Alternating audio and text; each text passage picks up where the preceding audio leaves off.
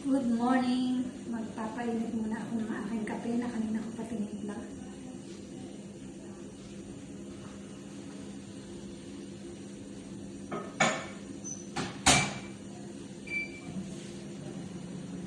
Naiwan kong kasang TV ko. Wala, i-off ko lang sandali.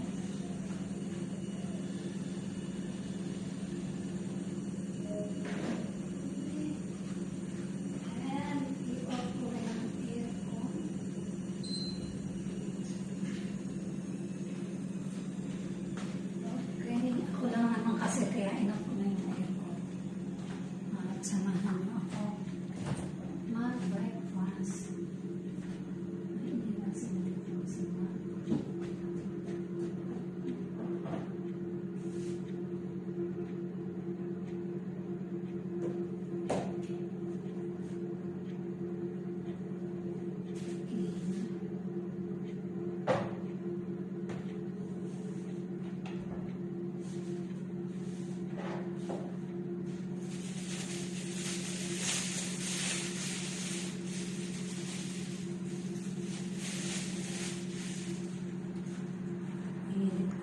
Sa toaster, pita.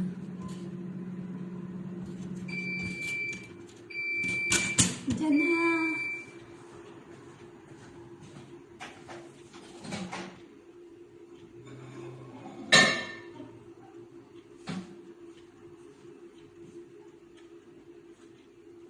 Yung kape ko na nasa maliit na mug.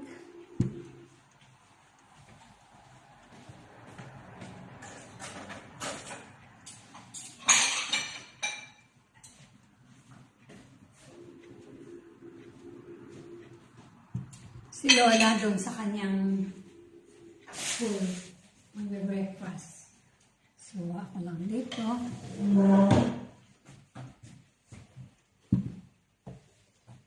Natira namin to kahapon. Iniwanan na nung anak ni Lola. Hirap naman buksan. Ayan. Mahilig talaga ako sa mga salad-salad. Ayan. Saka ito yung tikina. Ang tawag nila tikina. From peanuts. Hindi siya matamis. Ang sarap niya, guys.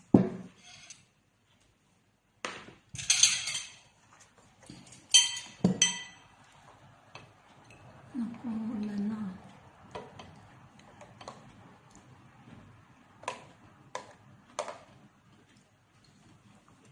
Pwede pala ito. Celery.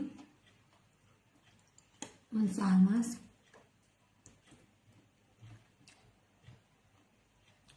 Saka pasas.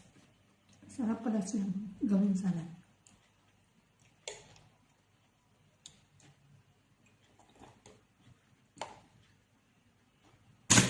Celery lang siya, pasas, saka mansanas.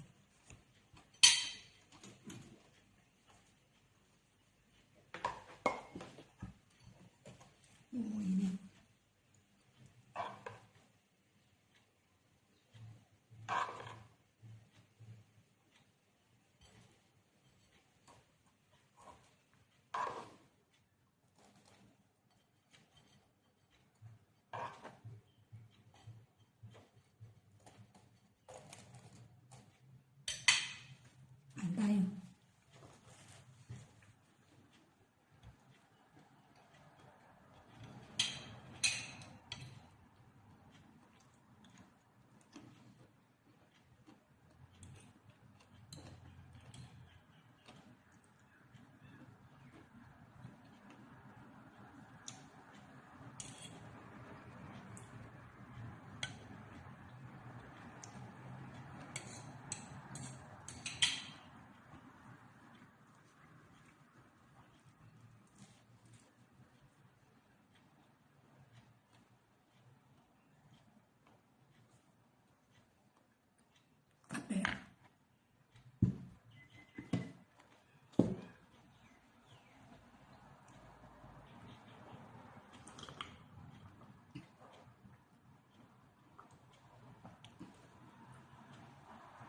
Pero alam ko karamihan sa ating mga Pinoy nakikipungso eh. May pagka-inchik din tayo kung minsan eh.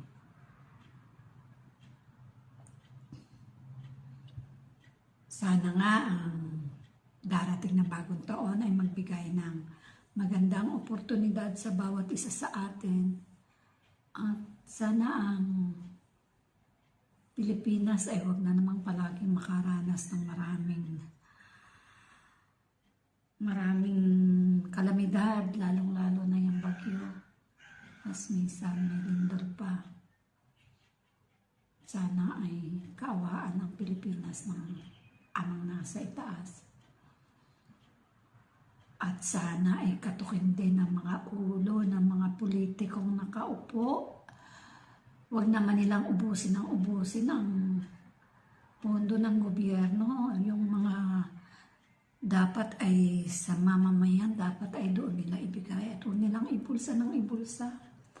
Naku, nakakaawa ng ating bansa. Kaya sama-sama tayong magdasal na katukin ng mga pag-iisip ng mga taong ito at nawa ang maisipan nila ay ang ikabubuti at ikauunlad ng ating bansa na tunay namang tayo na pag-iwanan na. Dati ay isa tayo sa mga nangunguna sa Southeast Asia, ngayon tayo ang nahuhuli.